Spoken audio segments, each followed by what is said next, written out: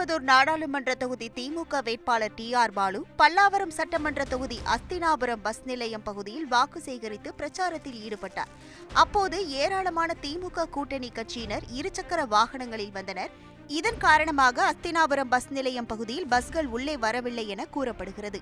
இதனால் நீண்ட நேரமாக பஸ்ஸுக்காக காத்திருந்த பெண் ஒருவர் டி.ஆர். பாலு பிரச்சாரத்திற்கு வரும்போது அவரது வாகனத்துக்கு முன்னால் நின்று வாக்குவாதத்தில் ஈடுபட்டதால் பரபரப்பு ஏற்பட்டது.